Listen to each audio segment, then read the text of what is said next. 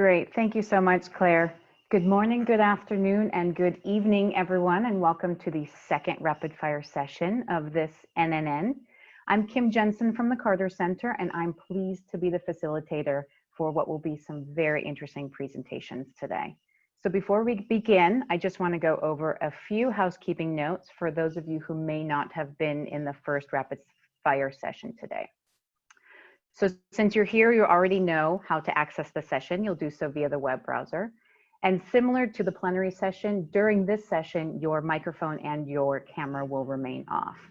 Just a reminder to everyone that this session will be recorded and later will be uploaded to the virtual platform. So just so you know how things go, each presenter will have 5 minutes to present, followed by 3 minutes of questions.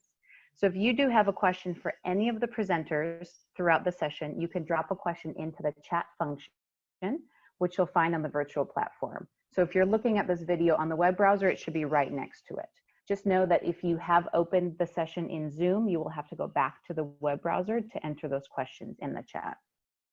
Since we do have about 7 presenters, we ask that you try to remember to put the name of the presenter for whom the question is for, so we can better organize the Q&A session.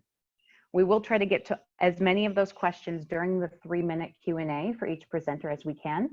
But if we have some time at the end of the session, we'll revisit any of those remaining questions and address as many additional questions as we can before the end of the session. And based on the previous rapid fire session, we should have a bit of extra time if need be. So if at all during the session you have an issue with entering questions into that chat box or any comments, please email the MYT team. You can send them the email at admin, that's ADMIN, at nnevents.com for chat issues or any other technical difficulties.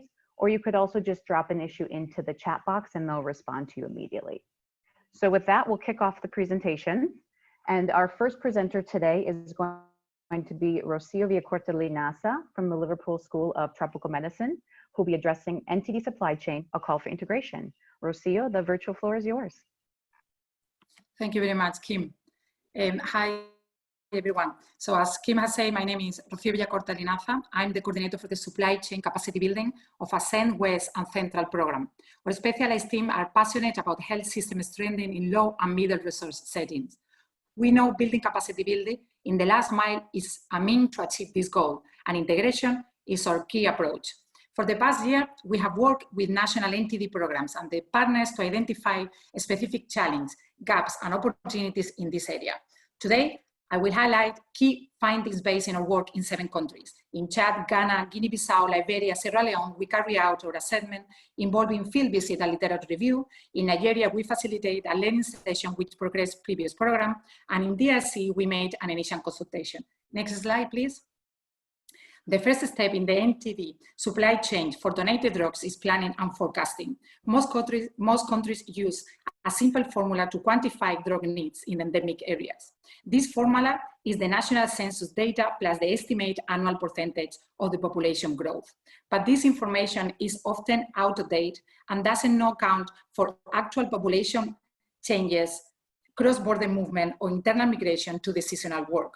There is also a lack of visibility of leftover stock from previous MDAs. Next slide, please. Getting drugs into country is a year-long process. First mile of NTD donated drugs is complex, yet well coordinated. The last mile is complex and highly challenging. In summary, countries lack integrated and reliable system for stock management, tracking, and reporting. And as a result, the process is resource intense if done properly. ASEAN countries are progressing at various stages with implementing logistic management information system. Through our assessment for NTD donated drugs, we have found 7 scenarios. A system might be implemented at the central medical store, yet not at the subnation levels. Different systems might be used at different levels. The system in use might not be configured for the way NTD drugs are distributed. Different systems might be used by different programs. The system might be electronic or paper-based, or typically a combination of both. In either the system or the process have to evolve in order for the NTD supply chain to be integrated into the national supply system. Next slide, please. Last mile distribution and rebel logistic of NTD donated drugs is a problem without a sustainable solution. It relies on the source capacity before, during, and after MDA. Counting for leftover stock not being returned is an issue of geographic budget and human resources. We believe improvement can be achieved through integration of the NTD supply chains into the national supply system or other disease programs. Next slide, please. In all countries, limited budget and poor infrastructure affects the NTD supply chain. And our challenge is the human resources and training. This is only exacerbate the challenge. We have found that in most countries, NTD supply chain responsibility might be designed among NTD's members rather than allocated as a separate role to a trained person. In some countries, the NTD program has a pharmacy in the national team, which we've seen as a benefit to the program.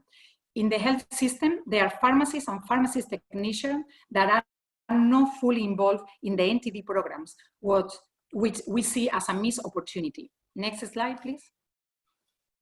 Our approach to capacity building is based on the findings you have heard a summary of and aligned to local and global initiatives.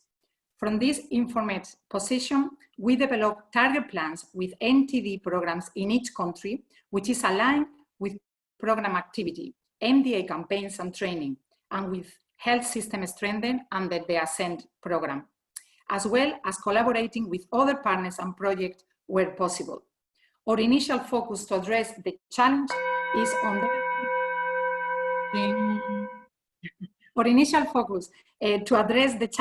on developing standard operational procedures for NTD donated drugs and enhancing training for MDAs. ASCEND team is working with each country as well as contributed at the global level through the partnership as the NTD Supply Chain Forum and the technical working group led by ESPEN and USAID Act2End. This collaboration has provided opportunities to pool technical resources and avoid duplication of effort on developing standard operational procedures for NTD donated drugs supply chain management. Our process will include review to determine effectiveness, including identifying further needs and all future action. So we look forward to sharing this with you in the future NNN conference. Thank you very much.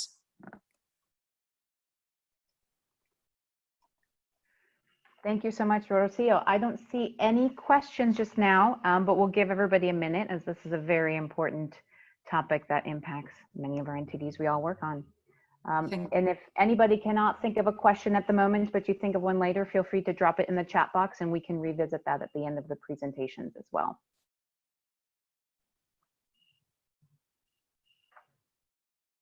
Okay, so if we don't have any questions, thank you, Rocio, and we will move on to our next presenter, who is Kyle Hutchinson from Akros, who will be discussing spatial intelligence and precise, impactful NTD interventions in low resource settings.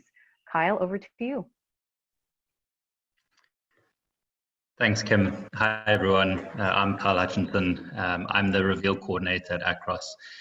What I'd like to do during this presentation is introduce the concept of spatial intelligence and hopefully demonstrate how we are combining geospatial tools to solve some of the challenges in NTD intervention management, including the impact that this approach has had in other health areas. Next slide.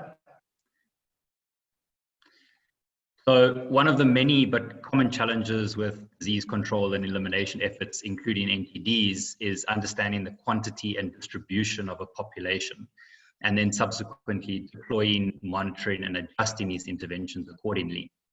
Yet despite this, field teams continue to operate blindly, often not knowing where people live and further whether people are getting the health services that they need. In 2017, for example, only 31% of NTD mass drug administration campaigns reached their intended coverage targets. So therefore, if we want to build truly resilient NTD programs, we need to start by helping field workers understand where people live, enable them to better navigate and deliver services, monitor interventions against the true coverage, and finally adjust the delivery of services accordingly. Next slide. So spatial intelligence, which includes things like remotely sensed data and satellite imagery, artificial intelligence and spatial modeling, as well as digital maps and mobile platforms, can add significant value in this regard, particularly if these tools and techniques are combined in a way that helps campaigns to more effectively plan, deliver, and then monitor various health interventions. So at Akros, what we're doing is working to combine these technologies through Reveal, which is an open source platform that's grounded in a workflow that we've developed through 4 iterations of the tool over a 9-year period, which I'll demonstrate in the next slide. So, as I previously mentioned, to better deliver services, we need to first start understanding where people live. Therefore, first step in this workflow involves enumeration, which involves the use of satellite imagery to map communities and households and populations. Next slide. Then, for most service delivery interventions, a team of decision makers must look at the resources available and make a plan as to how these resources will be delivered. Reveal supports these microplanning efforts by allowing local stakeholders at both central and district levels to layer these base maps with risk maps, essentially enabling them to identify and target the high-risk regions with optimal resource allocation. Next slide. Once these plans have been created, services must be delivered. In remote areas, which are often the focus of public health interventions, navigation can be a challenge. So by using Reveal's mobile application and map-based interface, field workers or CDDs are able to navigate through the communities, identify targeted households, deliver the services, and then importantly, collect data offline. Next slide.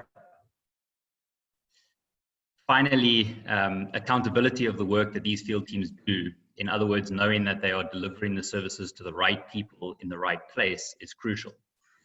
Therefore, once synced, the data collected in the field is visualized on web dashboards at central level, essentially enabling the management staff to understand progress and gaps in real time, allowing for the adjustments and high coverage rates based on the true number of structures on the ground. Next slide.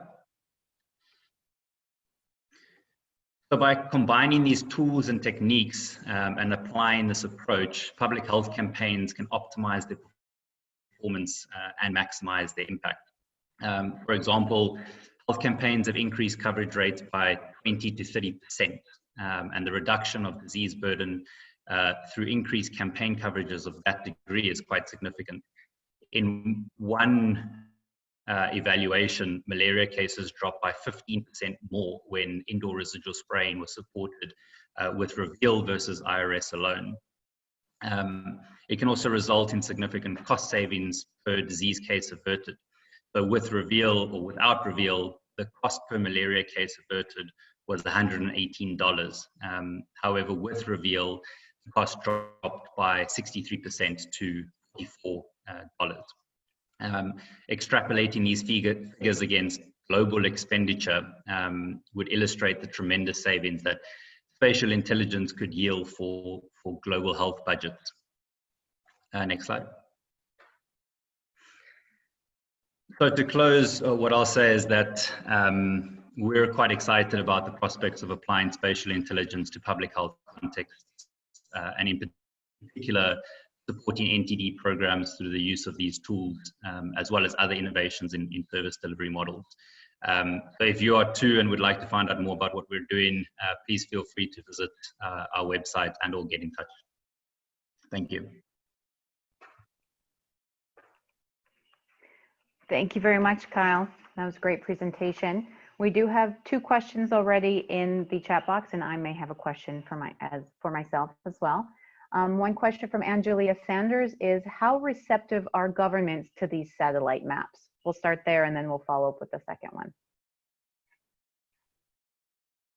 Thanks. Based on our experience, governments are very receptive to using maps, particularly for the micro planning processes. And so we've had a great response in terms of introducing these maps and then having these maps taken up as part of the campaign planning process. Fantastic, thank you. And Angelia's second question is, have you used this with any mobile populations such as nomadic groups? No, I don't believe we have, but we are in the process of modifying the tool to do exactly that if we win the award to do so. Fantastic. And just a question for me as well. The benefits definitely look incredible. I'm just wondering, what are some of the challenges that you've either faced already or consider, a wider implementation of this approach? Are there any challenges you can think of that you've already faced or may envision in the future with such technologies? Sure. Yeah, I guess some of the challenge. One of the main challenges is kind of the adoption of a new workflow or tool, and so when implementing a digital platform such as Reveal within the pilot stage, it's often implemented in parallel to the paper-based system that would have preceded it. And sometimes that can kind of feel like a burden to the people who are having to use the tool. Adoption is then challenging. But as the tool is used and the kind of the value of the tool is demonstrated, that kind of seems to dissipate and people are quite receptive to using it. So that change management is a challenge, but something that is can be solved. Fantastic, thank you. We have another question from Dr. Adrian Hopkins. Who own the maps? And he mentions this may be a problem with some governments. So your thoughts? Sure. It depends it depends on the implementation, I guess. And so there are maps such as like Grid 3, I don't know if people are aware, but Grid 3 maps that are open source. And so we can use those, but we've also got partnerships with other satellite imagery providers that we can use for the enumeration and so forth. And so we've never really come into a situation where governments have been kind of standoffish on the maps, but if so, I think there are a number of providers that we could work with to work around that. Fantastic. Thank you so much, Kyle. Stand by in case we have any remaining questions for you at the end of all of the presentations. But for now, we will move on to our next presenter, who is Andreia Vasconcelos from the University of Oxford and the NTD Modelling Consortium, who will be presenting on providing analytical tools to understand the impact of MDA delays due to COVID-19 related and help plan resumption of NTD programs. Andreia, over to you.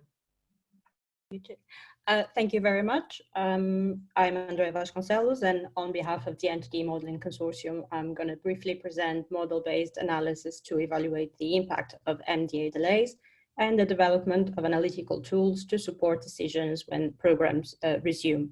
Next slide, please. The suspension of NTD interventions in response to the COVID-19 pandemic will impact the progress of the programs in different ways. How much delay can programs tolerate before they start seeing a negative effect in the progress towards the goals?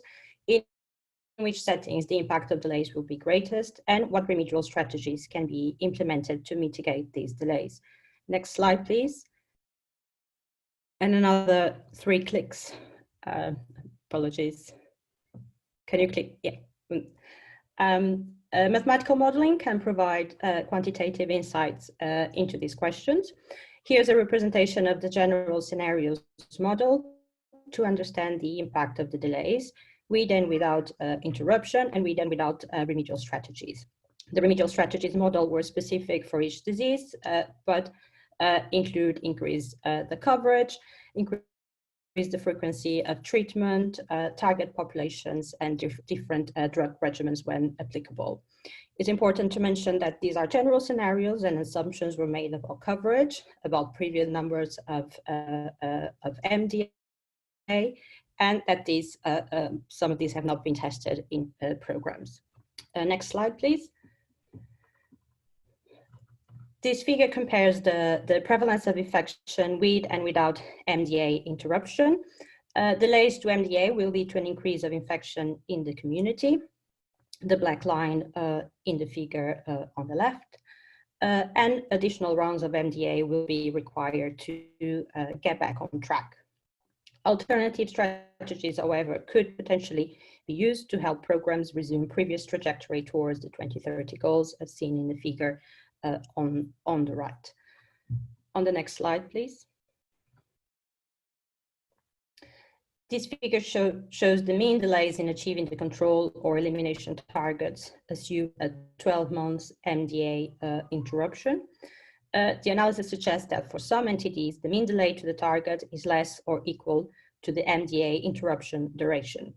Amongst the disease studied, trachoma and schistosomiasis are likely to see the quickest rate of resurgence, particularly in high transmission settings. And more intensive remedial strategies are therefore required for these programs. It was just a brief presentation, and the full extension and analysis of these have been made publicly available into a report. On the next slide, please. So in order to provide access to this analysis and increase the utility of the model predictions, the NTD Modelling Consortium is developing, in collaboration with Aspen, a web-based user-friendly interface. Another click, please. So this interface is linking the Aspen data and allows the user to change the starting assumptions of the model, therefore adapting the analysis to local knowledge. On the next slide. The user can use the models to explore the different scenarios, such as the remedial strategies previously presented, and therefore helping the programs with the decisions when programs resume. This interface is under development for 5 PC diseases: lymphatic filariasis, trachoma, onchocerciasis, schistosomiasis, and salt transmit helminths.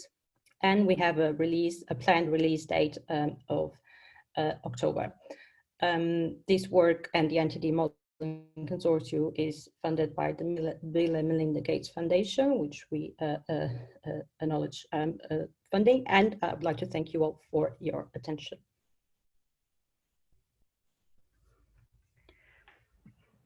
Thank you so much, Andrea. I will give everyone a moment to put in any questions they have into the chat box before we move on to the next presentation.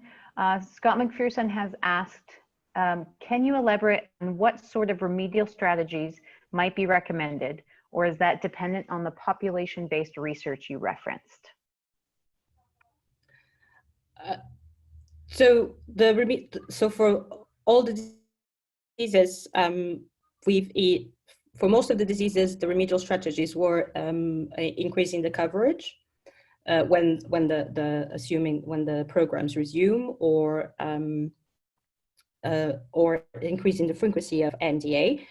But obviously, this was the remedial strategies are taking in consideration only the reduction of the infection. So they're not taking into consideration any cost of any cost for the programs. So, and this will be specific for each population, obviously. Thank you, Andrea. Another question from Laurel Appleby. Did the Schisto model consider both adult and school-aged children coverage? It did for the remedial strategy, yes. What the remedial strategy was to increase treating adults as well. Okay, thank you. And can you just restate the response to Scott? Did you say it was either increasing coverage or increasing the frequency? So if there is high coverage, the strategy would be increasing the frequency of the MDA once it recommences? So that's very specific for each disease, and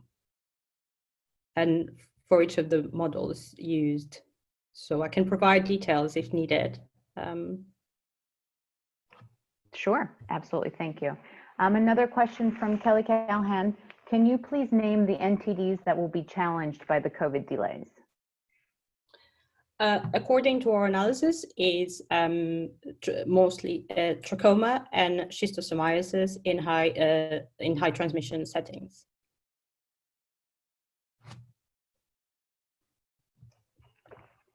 Thank you very much, Andrea. Again, if there are lingering questions throughout the session, please feel free to drop those into the chat box. But for now, we will thank you, Andrea, and we'll move on to Angelia Sanders from the Carter Center, who will be presenting on creating resilient NTD programs in settings affected by conflict and humanitarian emergencies. On to you, Angelia. All right. Good morning, everyone. As Kim said, my name is Angelia. I'm with the Carter Center, but I am presenting as chair of the Conflict and Humanitarian Emergencies Cross-Cutting Group. I am super excited to discuss a resource guide this working group created that actually just literally yesterday went live. So if you want to talk about stress and trying to get something up, this is it. But it also makes you the first to hear about it and see it. Next slide. Oh, no, sorry. Yeah, the background. So what led us to this is the working group last year in March developed a survey to help kind of get a sense of what the NNN and disease-specific communities were interested in order to help them either continue with their work in conflict and humanitarian emergency settings, or if they were considering it, what would they need in order to kind of convince leadership that this is something they should get involved in. So we sent out the survey to the NNN listserv and all these different disease groups, and 28 people completed the survey. Next slide.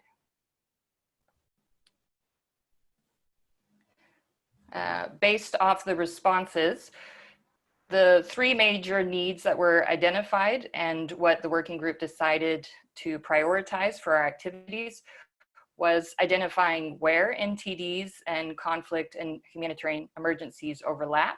So kind of connecting to literally mapping of where the needs are. Increase documents to help with advocacy to donors and potential partners to encourage them to invest in this, since frequently this area is more expensive. And then also information sharing on a range of topics.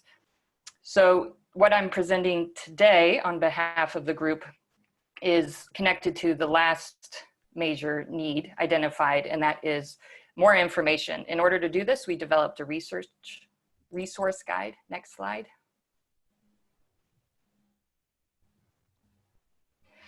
To help you navigate to this resource guide, and we'll also put it in the chat box so you can have the direct link, but you go to the NNN webpage, and under the cross-cutting groups, you then go to the conflict and humanitarian emergency groups. That will bring you to our page, and I've circled here where you can find the link to the resource guide. Next slide. I think it's important to know that the information for this resource guide was collected from the working group members, many who are attending this session right now, and also attendees at last year's NNN, where we had a workshop and also our working group meeting.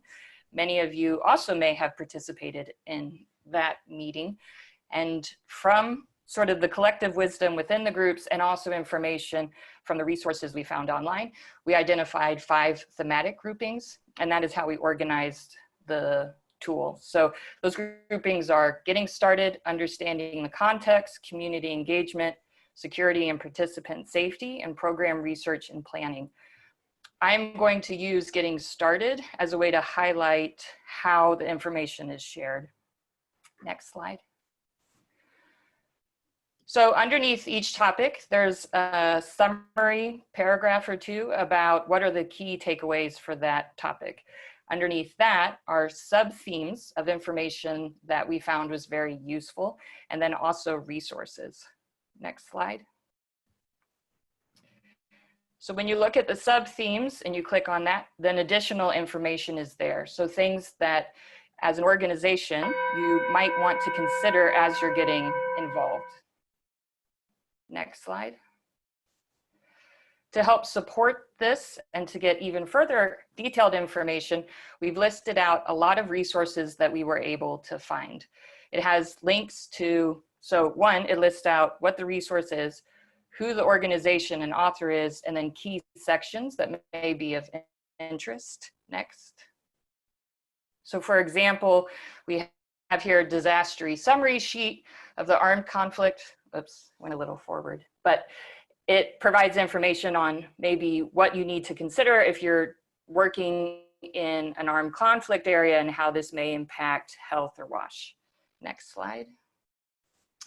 And then lastly, our next steps. So we recognize that the resources we have are not everything that's out there and that there will continue to be more information. This will be updated quarterly by the working group.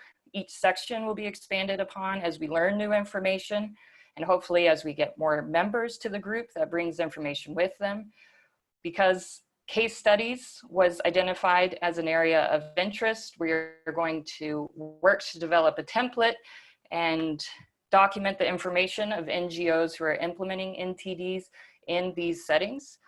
We welcome, because this is still a learning process and we're still fine-tuning this toolkit, we welcome feedback and input from NNN membership on both the website and if you know of information to be included.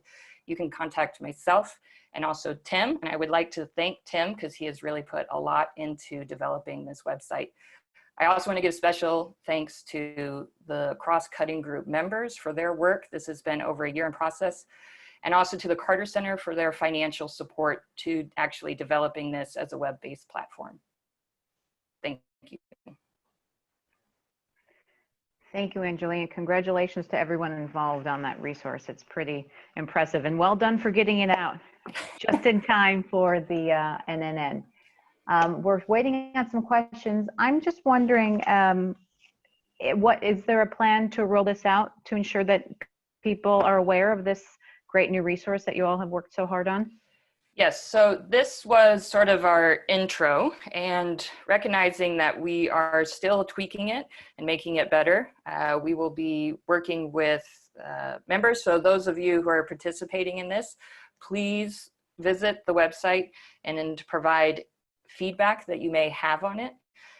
Once we have it sort of at a more final place, then we will work through the NNN distribution channels and other distribution channels to kind of promote the link. Thank you, Angelia. And Kelly Callahan has a question. She wants to know how this resource will be shared with country NTD leads. Good question. It will really be with, the working group hasn't discussed that specifically. At this point, through the NNN, it would be the organizations to share with their countries that they work in, that they feel like this would be something of use for them. Fantastic. And a follow-up question, have you thought about how you may assess usage? I have not. Okay, great, thank you.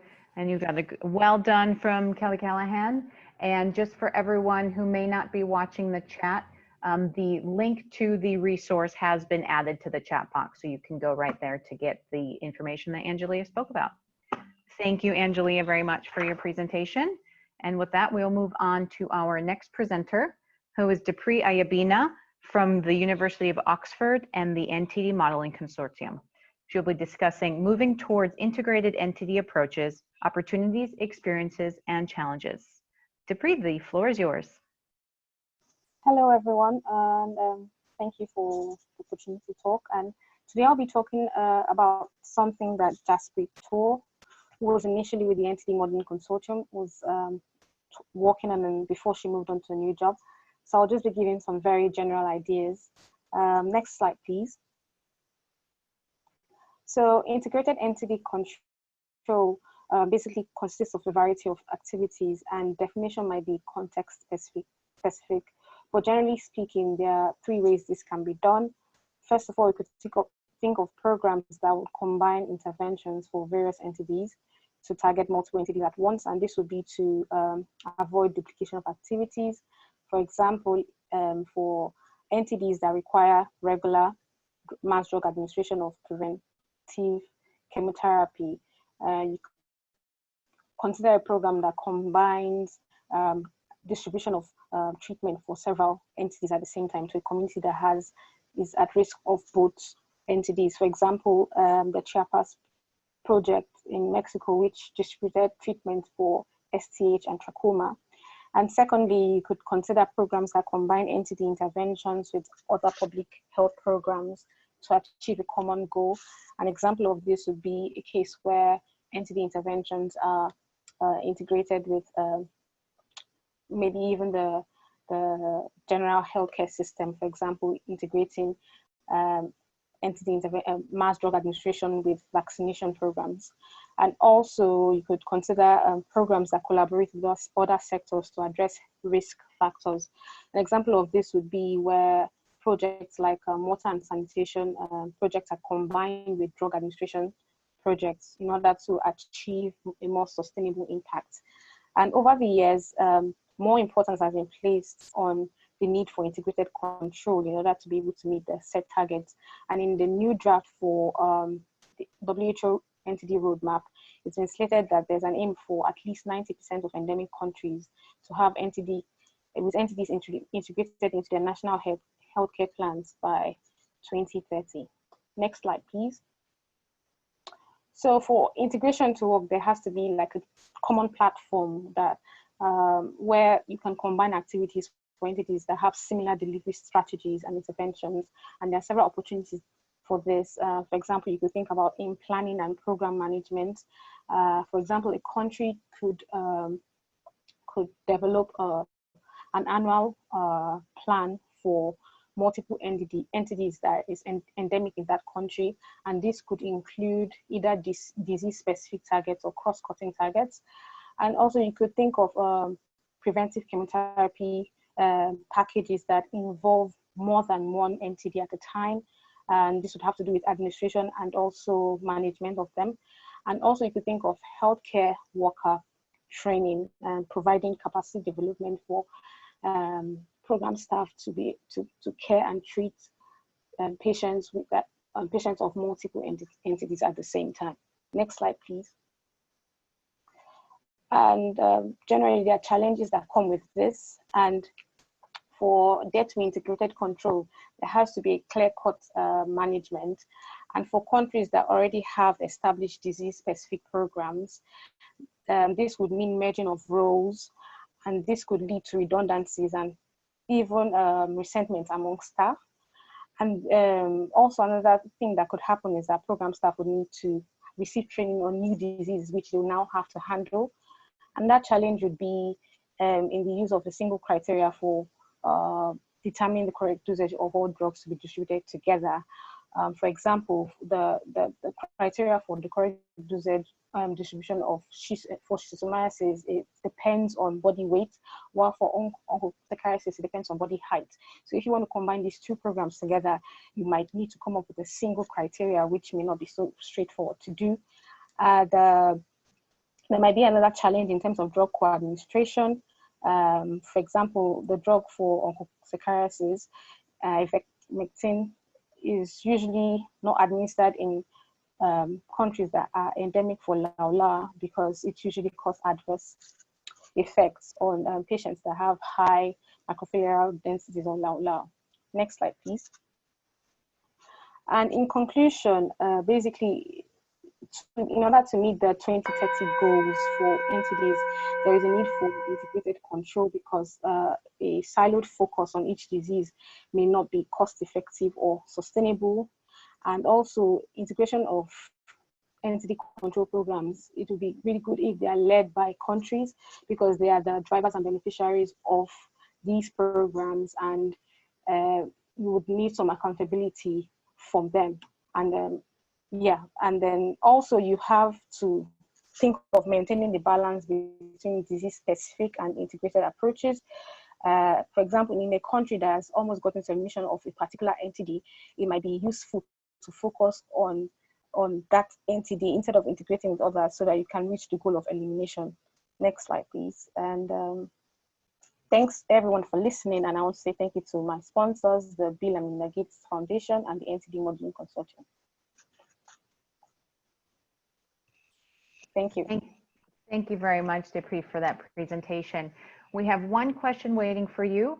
The question is, have you also considered integrated approaches in the field of NTD-related DMDI, the disease management, disability, and inclusion?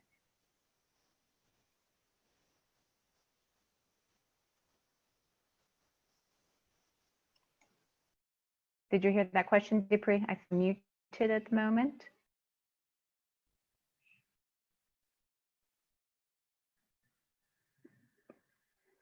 Dupree, I think you're muted. Can you try to, there we go. I think, let's try again.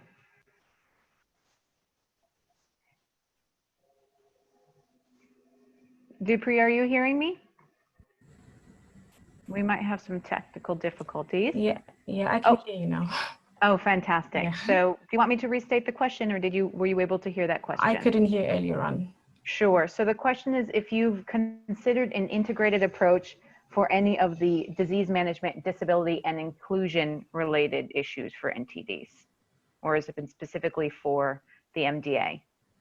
Well, I've basically concentrated in this presentation on entities that require NDA, because that's basically what I work on. But I think there might be work out there that's done that, but I do not know. Well, at the moment, I didn't consider that. Okay, thank you. We have another question for you.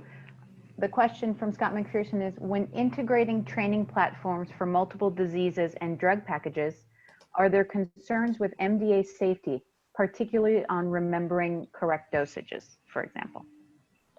Yeah, I think there would be, like, in the case of the example I mentioned about onco and schisto, where you have different criteria for the actual, the correct dosage, which one depends on height and the other one depends on weight. So if you're combining such programs, then you'd have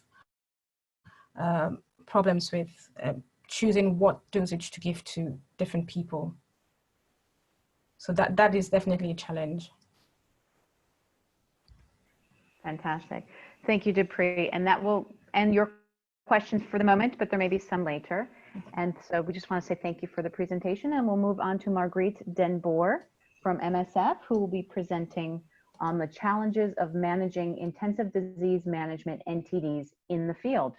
Marguerite, over to you. Thank you.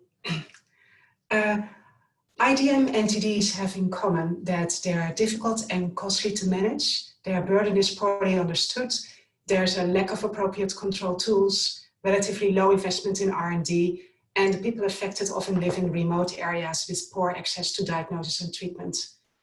In Africa, MSF provides care for visceral leishmaniasis, VL, in Sudan, South Sudan, and Ethiopia, and for human African trypanosomiasis in the DRC and the Central African Republic. Both diseases are fatal and parasitic and affecting the poorest of the poor. Next slide. MSF started a visceral leishmaniasis program in 1988 during a large outbreak in Sudan, and now up to 2019 has treated over 130,000 VL patients all over the endemic area of Africa. Next slide. MSF screened almost 3.5 million people for HUD since 1986 and treated over 50,000 cases. And in 2015, MSF started active screening in remote areas with a mobile team. But at that point, the caseload had decreased already very much due to a successful collaboration between the local governments, the WHO, and other partners. So not many cases were found and the mobile team was disbanded. Next slide. Both, now here you can see for both diseases, these areas in which we treat patients, very, very remote. Often there are no roads or very poor roads. People may have to walk days to reach our treatment centers. Next slide. Both HAT and VL are not straightforward to diagnose in the field. For VL, there is a rapid antibody test, but it's not suitable to diagnose all patients. And for the remainder of patients, a parasitological diagnosis via microscopy is needed. And for HUT, there are rapid tests, but they are currently only suitable for screening, and confirmation of the disease is needed with various tests at laboratory level. Next slide. Treatment for VL in Africa is also complex. It's a combination of 2 injectables for 17 days, which are highly effective, but with significant toxicity, and therefore can't be used for all patients. And the remainder of patients has to be treated with a long course of Ambizone. Next slide. For HUT, mostly thanks to DNDi, there have been significant advances in treatment. Where about 10 years ago, patients were treated with a combination which included 7 days of IV infusion. Now we have a 10-day oral treatment, and in the future, we are likely to have single-dose therapy with an oral drug, acoziborole. Next slide. So what are WHO 2030 NTD roadmap goals for these 2 diseases? For HUT, it's interruption of transmission in 15 countries, and for VL, elimination as a public health problem defined as less than 1% case fatality rate in 64 countries. One drawback of those 2 goals are that they are not defined for all countries, so the most remote and neglected populations may remain neglected.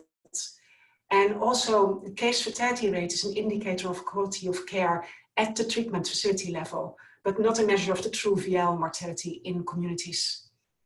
Critical for success is early detection and treatment at community level in all endemic areas, including the remote and isolated areas.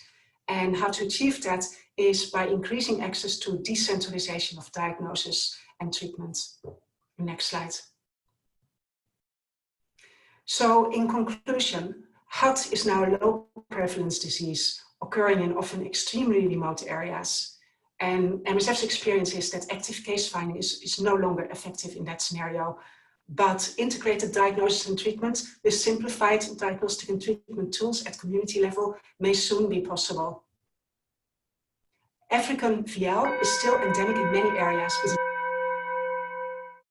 the epidemics recurring.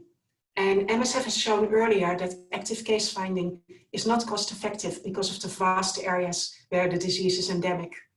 And decentralizing diagnosis and treatment with the current tools is not really possible. Better tools are needed. Access to treatment remains poor. Many cases remain unnoticed, and therefore the true mortality in communities remains unknown. Nevertheless, a lot of progress has been made in the last years, but it is crucial that we maintain the momentum also during and after this COVID crisis, so that we don't fall back and see a re-emergence or an increase in outbreaks of both these lethal diseases. Thank you very much. Thank you very much, Marguerite, for that presentation. We do have a few questions that have come in for you already. First question from Scott McPherson is, can you please discuss how cutaneous leishmaniasis fits in, if at all, to visceral leishmaniasis and the WHO roadmap goals recognizing it doesn't cause mortality? Sorry, can you repeat that question? Sure. The question is, can you discuss how cutaneous leishmaniasis fits in, if at all, to the VL-WHO roadmap goals, recognizing it doesn't cause mortality? The WHO has defined another roadmap goal for CL as a skin NTD. So it's an entirely different section of the WHO roadmap. Very good. Thank you very much for that. And another question for you is there any intention of MSF to fight the zoonosis like leishmaniasis together with other partners, such as veterinarians? We haven't worked together with veterinarians, but we have worked together with other partners, including DFID. There was a program of 4 years that just has concluded, where we worked together with the DNDi London School of Tropical Medicine and Hygiene, and we were funded by DFID. So yes, our intention is to work closely together with other partners where we can. Very good. Thank you very much. And I see that that question has come from our next presenter, who is from the Vétérinaires Sans Frontières. So now I can see where the question about veterinarians is coming from. With that, we'll leave that for now, Marguerite, but we thank you for the presentation. If there are further questions later, we will get back to you, but thank you so much for your presentation. Thanks. And we will move now to Christian Grebenau, who just asked that last question from the Vétérinaires Sans Frontières. And Christian will be discussing understanding, applying, and evaluating One Health to achieve the goals of the WHO's NTD roadmap for 2030. Thanks so much, Christian. And you're up. Thank you. Thank you. Yeah, that was a very good transition from Marguerite from MSF now to the One Health issue, because that is exactly one of the questions. Yeah, thank you for the possibility to report here. So I'm coming from the cross-cutting group One Health from the NNN, where me and my colleague Antonia are working with, and I'm also the managing director of the Veterinarians Without Borders, the German entity of the worldwide network of Veterinarians Without Borders. It is for us, it's really an honor to work at the veterinarian organization within the NNN. And I think especially when it comes to the topic of One Health, I will go deep in. It's clear why that is it's a good approach. So maybe some of you might heard about that approach, which is, I think, recently also through the corona crisis getting more and more on the political level. So One Health basically means collaboration, multisectoral, transdisciplinary approach on the different levels in the science, in the implementation, in the humanitarian aid, and then the development politics when it comes now to fighting the NTDs. So you see the triangle between the human health, the animal health, and the environmental health. And I know that many scientists are among us. So normally for scientists, it is normal. If you research on zoonotic diseases, it's absolutely natural that you keep that in mind and not try to get with research only, for example, in the human part or the environmental part. So that is absolutely necessary to look on the layers. And also the example from Marguerite from the leishmaniasis, I think that is very clear. If you talk about zoonotic diseases as a human medicine organization, you're not able to eradicate that. There's, for example, for leishmaniasis, that there's a reservoir in the animals, so it's not possible really to eradicate that illness without taking care of environmental issues and the animals, wild, and also the livestock. Maybe the next slide. Yeah, if you're talking about zoonotic diseases within the NTDs, we have different ways of counting that, but for sure it's more than 50%. We even can, if we go for the 20 NTDs from the WHO, we even can up to 15. So we have different clusters, it's coming to the definition how you count that. But most of the NTDs are zoonotic. Most, maybe most known, it's like rabies, but even leishmaniasis, like diseases like this are here. What we face, and that is why it's important to think about that One Health approach, is really a lack of coordination between in the implementation between veterinary services, public health sectors, other actors like social sciences and others who come in. That is something which we face since many years. So the concept is quite, it's not a new one. So we have that since the last 10 or 15 years. And in the science species, this is really acknowledged. But I think when it comes to implementation, we have still a way to go. Maybe the next slide. Thank you. How we really can increase also at the NNN, we are sitting here together, the approach and how we can make that work for us. And what you see here on the right side, these are the WHO recommendations when it comes to One Health and NTDs. And I pick two of them out of that catalog. So you see that was not maybe the nicest copy. We have a development of a One Health strategy. I finish in a minute. That is, I think, something which is really could be really a task for the NNN and the different groups to look out where the One Health strategy really fits to fight NTDs. Zoonotic might be a very good entrance for that one.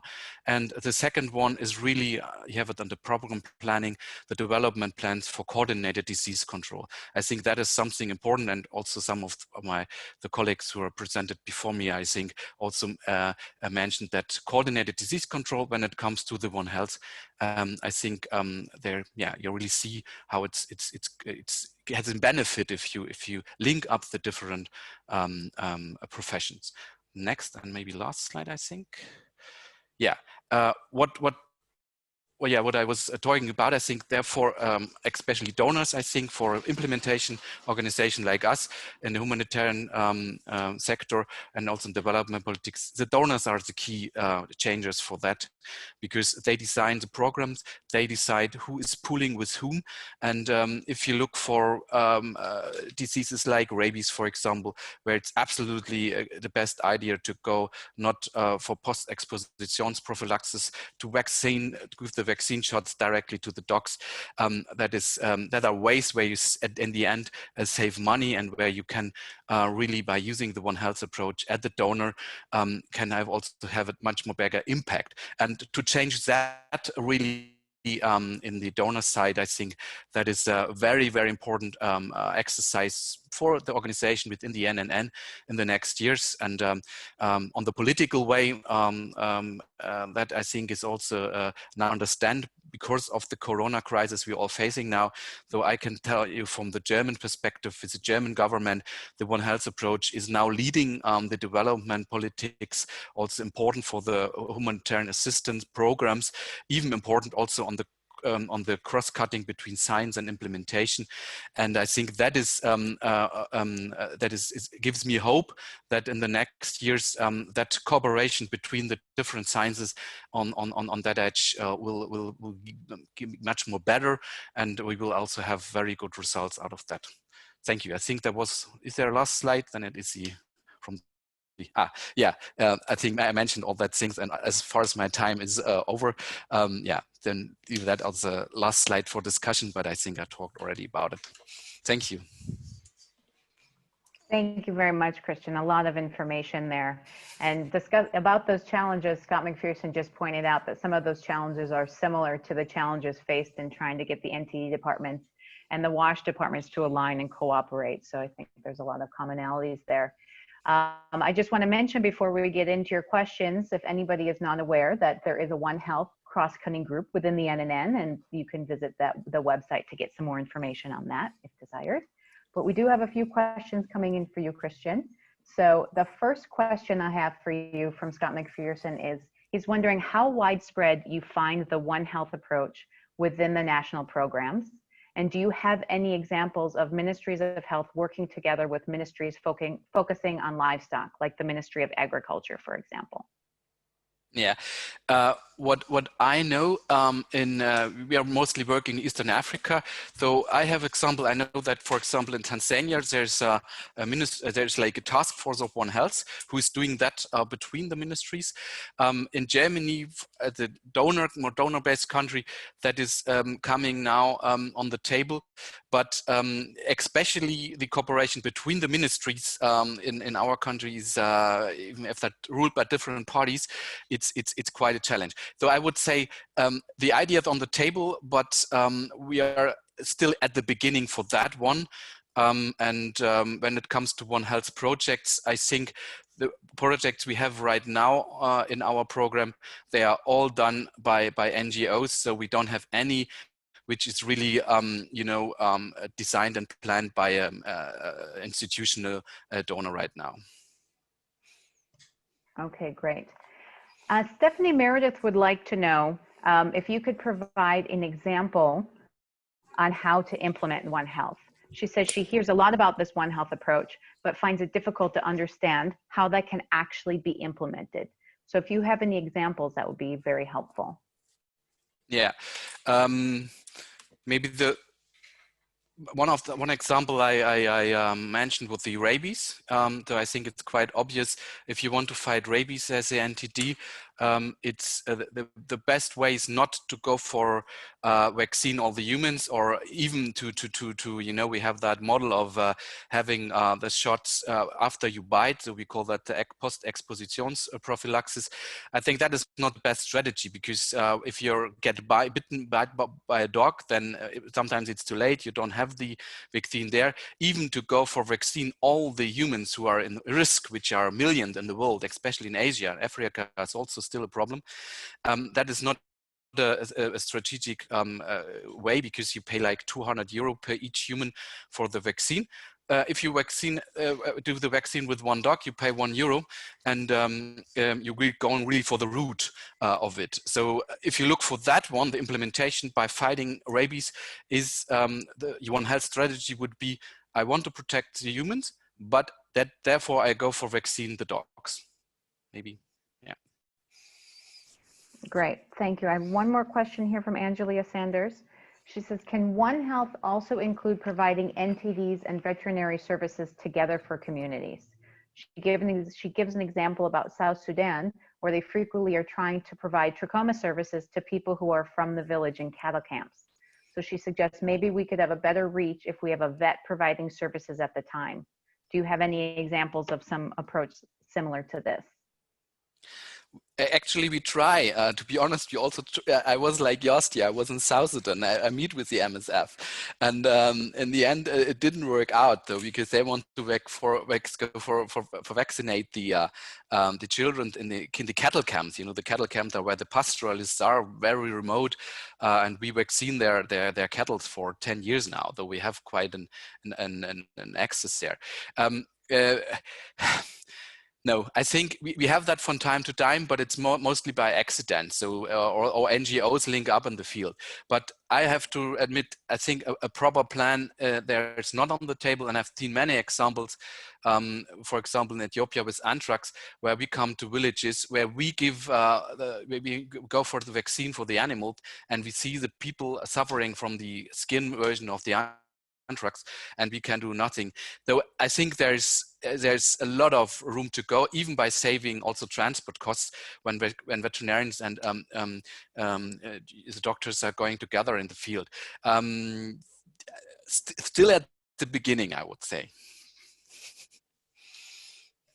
Thank you very much, Christian. This definitely is a presentation that has gotten quite a bit of interest along with the others. And so with that, I would like to ask all of the presenters to turn on their cameras, and we'll address any remaining, if possible, if you do not have the proper connection, don't worry about turning your camera on. But if possible, and we can see your face, some people might remember other questions they may have for you. And we'll go through any remaining questions before we finish this very interesting session.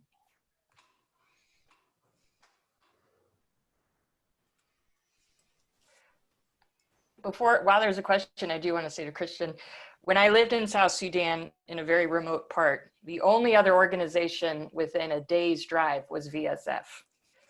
So it was Carter Center and VSF.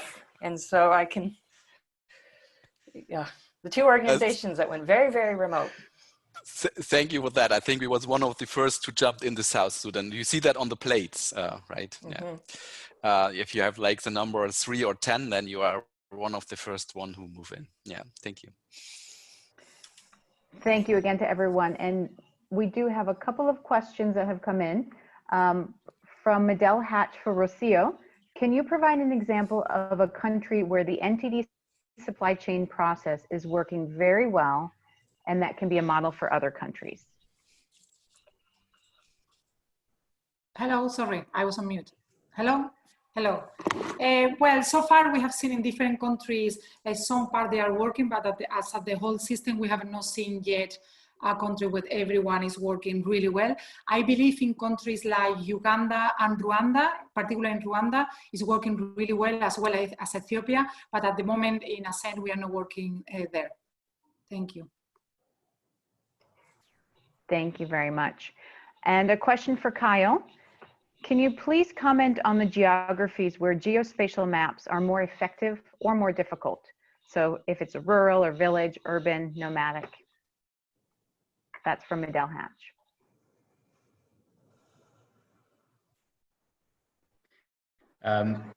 So I think it's not the challenge of mapping is not necessarily different across those geographies. And so the kind of like enumeration and mapping work that we do can quite easily be done, whether it's rural or urban.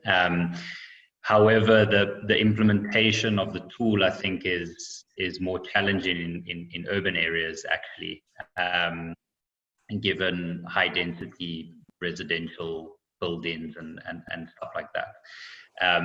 So there's a challenge there between rural and urban.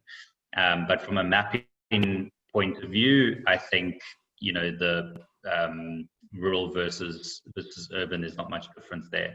There probably is, though, when it comes to mobile populations. And so, yeah, that's probably the most challenging. Thank you, Kyle. I do have a follow-up with that one from a previous question that came in. There was a question that says that it seems to work better in the savanna landscape, but they're wondering if there are challenges in those heavily forested areas, such as the Central Africa. So if you have any additional commentary on those challenges. I don't have any comments. The platform hasn't been implemented in kind of Central African region. We are looking, or we are piloting the tool in Nigeria and Senegal at the moment, in addition to East Africa or Southern Africa. So I can't really comment on the heavily forested countries. Very good. Thank you, Kyle. And a question for Andreia. Andreia, question for you is, how will NTD program managers gain access to the modeling tool to help make decisions for the delays? Yeah, so the modeling tool will be made available through the Aspen portal, but we also have a pool of program managers and different type of users helping you with the development of the tool. So they have been used to provide feedback with every iteration that has been shown. And we also, once the tool is released, we're planning a series of webinars to train and help program managers to use the tool and to explain how they can use the tool. Very good. Thank you so much, Andreia. And we're getting to the end of our questions. So if you do have any last minute questions you want to pop into the chat, feel free to do so now. I do have one comment from Sarah Jamie, who says that they have a One Health project in the Philippines. So this is an example for Stephanie Meredith, who was asking for examples.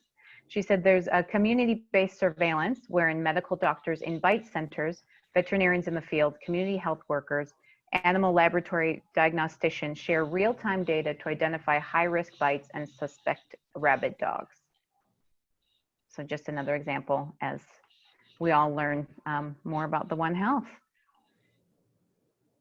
I'm not seeing any more. If I've missed your questions from previously, please just pop it in again as well.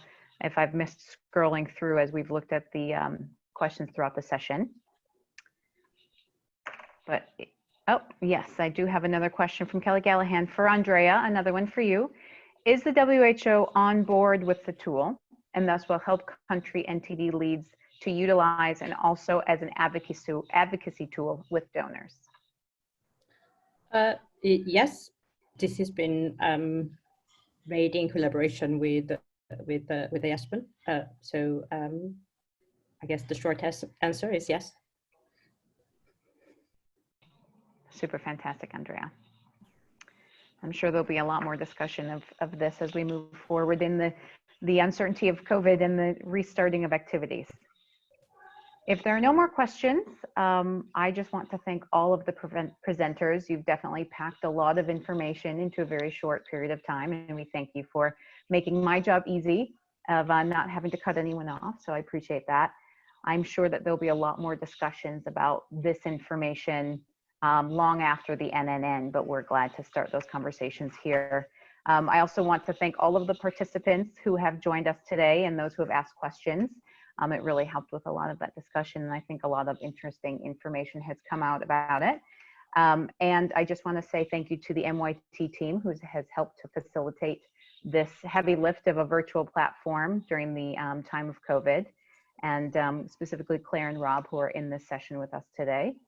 And Claire, if you don't have anything else, I will just thank everybody for joining and look forward to seeing you virtually and hopefully another time when we get to be in person again. Thank you, Kim, for facilitating. Thank you very much, Kim, for that. We'll end the session now, and we look forward to seeing all of you that are joining us for workshops tomorrow from 11 o'clock British Summer Time tomorrow. So thank you very much to Kim and all of our speakers today. Thank you then.